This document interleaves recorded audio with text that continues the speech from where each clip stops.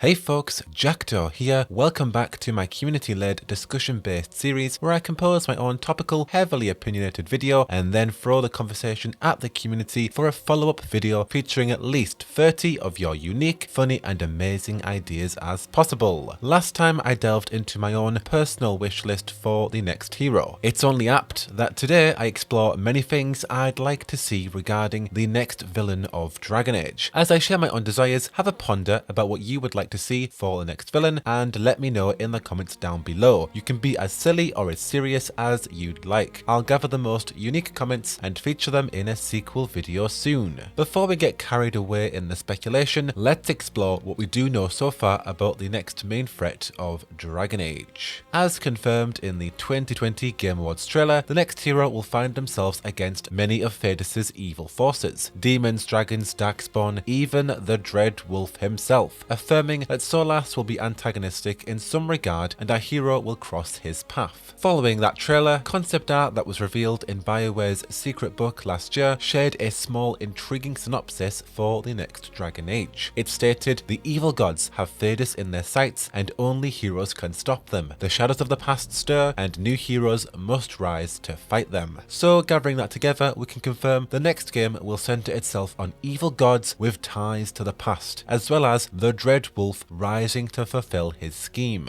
That's at least the general consensus I'm getting from both teasers. Whatever the case, it's certainly painting quite a cataclysmic plot. With that quickly explored, let's delve into my own desires for the next main threat of Dragon Age. For this one, I've got fewer wishes than before, but way more depth and content into each. So let's kick this off with a big one. Without a second thought, I'd like Solas to not be the main villain. So I've spoke about this in great detail in my recent Solas' Fate video that you should totally check out. In the next Dragon Age, we know for a fact that Solas will be antagonistic in some regard. Obviously, he's on a journey to destroy the Veil, deal with the Villainous and restore the time of the Elven, no matter the cost. But even with his genocidal intentions, I don't think he'll actually be the big bad at the end of the game. Essentially, I'd like Solas to be the main antagonist for at least a third of the next game, exactly like how the Mage and Templar War was pivotal at the start of Inquisition, but quickly wrapped up in its first act with a solid conclusion. For Dragon Age 4, I would like Solas to be our new hero's rival in a huge capacity for the first act. Then towards the middle act, I'd like the tables to be turned with the reveal of a new threat. Perhaps from that moment, Solas will join our new hero, or perhaps he's on board with this new villain. In any event, this is Dragon Age, and an antagonist flip is almost always guaranteed. More to the point though, I don't actually see Solas as the main threat. He's reckless and prideful for sure, but he does care for Thedas and its people, as proven with the Inquisitor, especially with a romance to Llewellyn. Solas is a deeply complex and misunderstood character. For him to be seen as either a hero or a villain feels quite misconceived in my opinion. I think Solas will certainly attempt to destroy the Veil, and that may become a new reality for Thedas, but with so many other threats foreshadowed, like the Blight, the Villainous, the Titans and Mafal, I really don't think Solas will be the main antagonist of Dragon Age 4. Again, it all comes back to that early plot synopsis which mentioned evil gods and the shadows of the past stirring. So with that, I'm somewhat expecting a huge reveal of an ancient threat like the Villainous, who may rival Solas in an epic god versus god battle that could destroy Thedas in the process. I also mentioned this before, but I think if that were actually the scenario of Dragon Age 4, then perhaps a new hero could actually help Solas deal with the Villainous, and maybe after the Villainous were dealt with, the two could then decide Thedas' fate and if Solas would continue his scheme. But yeah, putting a pin in this one, I really don't think Solas will be the main villain. This is Dragon Age after all. A twist is almost always guaranteed. Moving on, the next thing I would like is for the next villain to have major improvements than Corypheus. Okay, so this is what I meant when I said my points in this video will have more depth and content. In my opinion, Inquisition's